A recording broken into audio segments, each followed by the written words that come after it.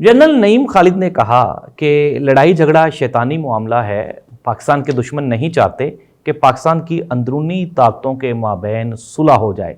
अगर ये सुलह हो गई तो पाकिस्तान तरक्की करेगा और दुश्मन को पाकिस्तान की तरक्की एक आंख नहीं भाती।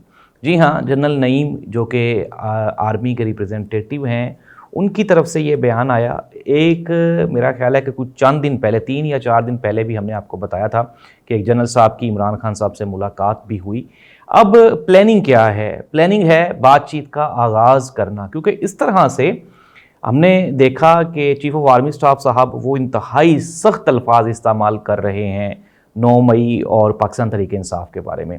दूसरी जानिब से रऊफ़ हसन जो कि रिप्रेजेंटेटिव हैं पाकिस्तान तहरीक इंसाफ के, उन्होंने भी कोई अच्छे बयानात नहीं दिए। उन्होंने कहा जी कि 1971 के मामले पे इस्टेब्लिशमेंट को माफ़ी मांगनी चाहिए। और कुछ लोग अब कश्मीर में एक बहुत बड़ा एक इंटरनल इशू वहाँ पे क्रिएट हो गया, महंगाई के ख़िलाफ़ लोग वहाँ पे सड़कों पे निकल आए हैं, तो वो कश्मीर के इशू को भी पाकिस्तान तहरीक इंसाफ, इवन कि इमरान खान साहब का ये बयान है, उन्होंने कहा जी कि मेरी हुकूमतें गिलगित बल्तिस्तान और आज़ाद कश्मीर में एक सीक्वेंस के तहत ख़त्म की गई। और फिर पहले हमने देखा कि गिलगित बल्तिस्तान में लोगों ने एहतजाज किया और अब आज़ाद कश्मीर के लोग भी वहाँ पे एहतजाज करने के लिए निकल आए। हमाद अदर ने कहा कि जो हमारी फ़ौज है, इस्टेब्लिशमेंट है, वो मकबूजा कश्मीर को आज़ाद करने की बजाय आज़ाद कश्मीर को फ़तह करने के लिए निकल पड़ी है। ये कोई हौसला अफजा बयानात नहीं है।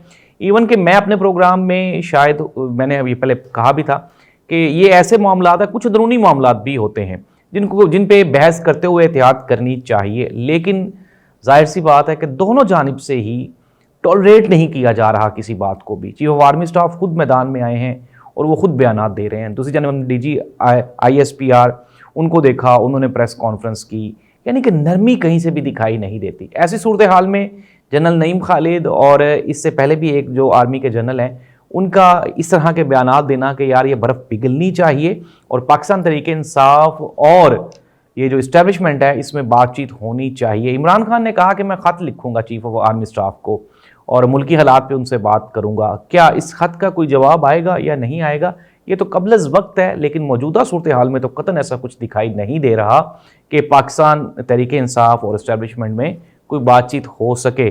शहबाज शरीफ साहब मुस्ताफ़ी हुए हैं, उन्होंने इस्तीफ़ा दे दिया अपनी जो पार्टी सदारत है उससे।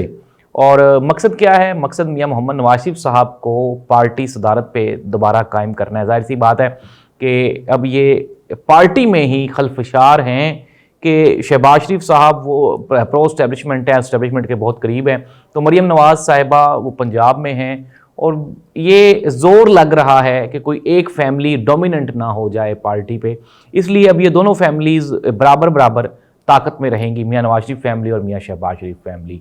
लेकिन असल इशू क्रिएट जाहिर सी बात है तभी होता है जब बड़े वो चले जाते हैं, तो फिर उसके बाद। लेकिन हमारी दुआ है कि मियां नवाज शरीफ साहब, शहबाज शरीफ साहब वो इस मुल्क में रहें, कायम व दायम रहें और इस मुल्क के लोगों की खिदमत करें जिस तरह से वो कर रहे हैं। तो ये एक लंबी डिबेट है, लेकिन पार्टी में धींगा मुश्ती हो रही है। दूसरी जानिब मुफ्ता इस्माइल ने आज पार्टी का ऐलान कर दिया, अनाउंसमेंट कर दी। कुछ दिन पहले हमने देखा था कि शाहिद खाकान अब्बासी साहब वो इलेक्शन कमीशन ऑफ पाकिस्तान में गए थे और वहाँ पे जाके उन्होंने बाकायदा पार्टी रजिस्ट्रेशन के लिए एप्लीकेशन भी दी थी।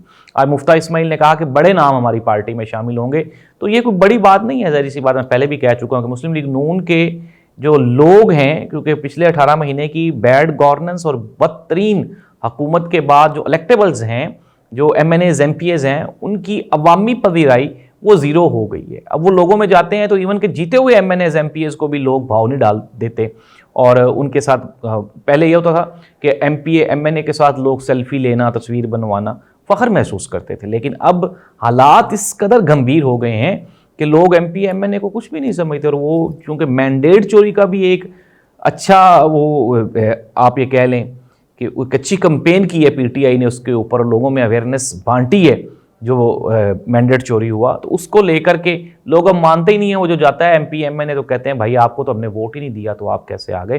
तो पाकिस्तान मुस्लिम लीग नून की जो बड़े नाम हैं वो इस बात पे तशवीश का शिकार हैं कि यार हमारी अवामी पजीराई कम हो गई है और इसको लेके पार्टी में काफ़ी सारे मामलात भी हैं, 2-3 नज़रियात भी हैं। अब जिसको लेके मुफ्ता इस्माइल और शाहिद खाकान अब्बासी, चौधरी निसार अली खान, ये ऑलरेडी पार्टी से अलग थे, इसमें और भी काफ़ी सारे नाम हैं।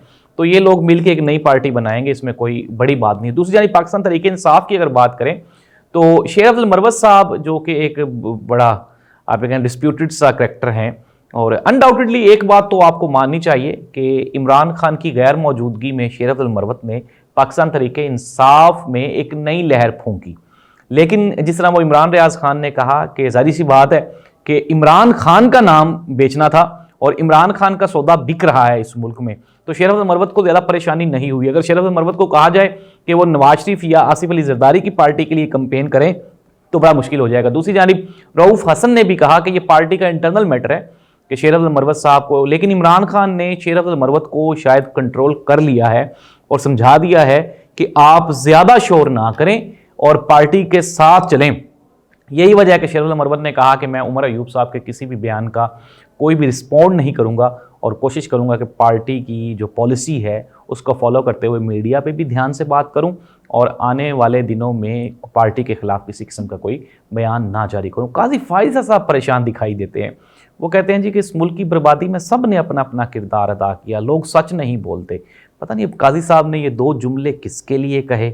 اب اگر ہم بات کر لیں، اعتراضات تو قاضی صاحب پہ بھی اس قوم کو بڑے ہیں اور لوگوں کو، پاکستانیوں کو بہت ہیں، ایون کہ پاکستان کے بڑے دانشور، پاکستان کے بڑے سیاستدان، وہ تو قاضی صاحب کو ذمہ دار ٹھہراتے ہیں کہ یہ جو 8 فروری کو الیکشنز ہوئے، ان الیکشنز میں دھاندلی کا سب سے بڑا ذمہ دار وہ قاضی فائز عیسیٰ صاحب کو ٹھہراتے ہیں۔ قاضی صاحب نے اکتوبر میں جانا ہے، ریٹائرمنٹ ہے، تو اس سے پہلے ابھی تک تو قاضی صاحب کوئی بھی ایک ایسا فیصلہ نہیں کر پائے جس میں کوئی عوامی پذیرائی ہو۔ میں پہلے بھی کئی پروگرامز میں بتا چکا ہوں کہ جب قاضی صاحب آئے تھے تو ایک بڑی پازیٹیو ویوز کے ساتھ آئے تھے، لیکن اب جب جا رہے ہیں تو حالات کچھ اچھے نہیں ہیں۔ کوشش کی گئی تھی کہ کسی طرح سے قاضی صاحب کو ایکسٹینشن دی جائے، لیکن پھر جسٹس منصور علی شاہ، کیونکہ ظاہر سی بات ہے کہ اس کے بعد قاضی فائز صاحب کے بعد جسٹس منصور علی شاہ وہ سینئر موسٹ جج ہیں اور وہ بالکل بھی نہیں چاہیں گے کہ ان کی سینیورٹی پہ کے آگے کوئی آ جائے۔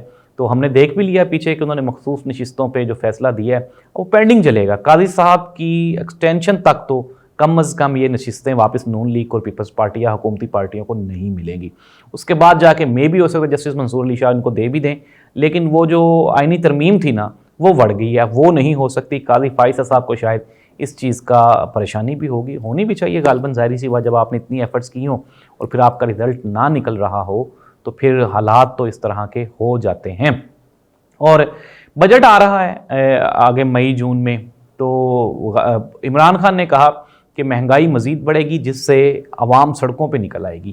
عمران خان صاحب نے یہ میڈیا سے گفتگو کرتے ہوئے کہا یہ بات تو بالکل وجہ ہے کہ مہنگائی بڑھے گی، کیونکہ ہمارے پاس کوئی پلان نہیں ہے۔ آئی ایم ایف آتا ہے، آئی ایم ایف ہمیں قرضہ دیتا ہے، اس قرضے کو اتارنے کے لیے، اتارے یا نہ اتارے، اترا تو ہے ہی نہیں آج تک خیر، لیکن اس قرضے کو لینے کے لیے ہمیں مزید مہنگائی کرنا پڑتی ہے، ٹیکسز لگانا پڑتے ہیں۔ ویٹ کی، گندم کا ابھی ایک بحران جاری ہے، تو حکومت نے اگلے سال کی ویٹ پالیسی کا اعلان کرتے ہوئے کہا کہ حکومت گندم نہیں خریدے گی۔ اٹ مینس کہ اگلے سال پاکستان میں گندم نہیں اگے گی، فارمر گندم نہیں لگائے گا۔ ایک تو اس سال کی پریشانی ہے اور ایک اگلے سال کا مسئلہ ہوگا کہ یار پتہ نہیں کون خریدے گا کون نہیں خریدے گا۔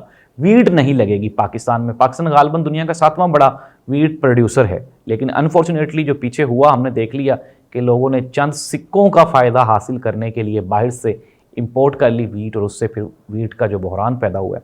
تو آئی ایم ایف نے ایک نئی پابندی لگا دی۔ انہوں نے کہا جی کہ آئی ایم ایف نے یہ کہا ہے کہ جو فارمرز کو ویٹ پہ سبسڈی دی جاتی تھی اس کو ختم کر دیا گیا ہے۔ اب فارمر نے اگلے سال جو ویٹ اگانی ہے، گندم جو پروڈیوس کرنی ہے، تو وہ اس کی اپنی رسپانسبلٹی ہوگی، حکومت اسے کسی قسم کا کوئی بھی اس میں ہیلپ آؤٹ نہیں کرے گی۔ پروگرام کا اختتام کر لیتے ہیں۔ ناظرین، ملک کے حالات بالکل بھی بہتر نہیں ہیں۔ پاکستان کے تمام ادارے انکلوڈنگ جو بڑے اسٹیبلشمنٹ کے ادارے ہیں، جوڈیشل ہو یا ملٹری اسٹیبلشمنٹ ہو، وہ شاید غصے میں ہیں۔ دوسری جانب پاکستان کے سیاستدان وہ بھی ٹولریٹ کرنے کے لیے، معافی مانگنے کے لیے تیار نہیں ہیں۔ ایسی صورتحال میں پہلے بھی کہہ چکا ہوں کہ دشمن کو فائدہ ہوگا، پاکستان کو، پاکستانیوں کو، پاکستان کی قوم کو قطعاً کوئی فائدہ نہیں ہوگا۔ بجٹ حوصلہ افزا نہیں ہوگا۔ مسلم لیگ نون میں اپنے معاملات خراب ہیں، وہ پارٹی ظاہر سی بات جو اتنی کم نشستوں کے ساتھ وزارت عظمیٰ لے لی جس پارٹی نے، تو کمزوری تو ہوگی۔ اللہ کرے کہ پھر دوبارہ، میں کہہ رہا ہوں، لوگ حل پوچھتے ہیں کہ یار حل بتائیں، حل بات چیت ہی ہے۔ سختی سے کسی بھی قسم کا کوئی بھی ٹارگٹ اچیو نہیں کیا جا سکتا، اور یہ ہم نے دیکھ لیا مقبوضہ کشمیر میں جب بھارت نے سختی کی تھی، لیکن وہاں پہ وہ اپنے وہ ٹارگٹ نہیں اچیو کر پائے اتنے 70 سال گزر جانے کے باوجود بھی۔ تو سختی سے کبھی بھی ٹارگٹ نہیں اچیو کیے جا سکتے۔ یہ اللہ تعالیٰ سے دعا ہے کہ اللہ تعالیٰ جو ملک اور قوم کے بڑے فیصلے کرنے والے ہیں، اور جو ملک اور قوم کی باغ ڈور جن کے ہاتھ میں ہے، اللہ تعالیٰ ان کو کوئی عقل عطا فرمائے اور وہ ایک پلیٹ فارم پہ کسی ایک جگہ پہ بیٹھ کے بات چیت سے مسائل کا حل کر لیں۔ اللہ اس ملک کا حامی ناصر ہو۔ اللہ حافظ۔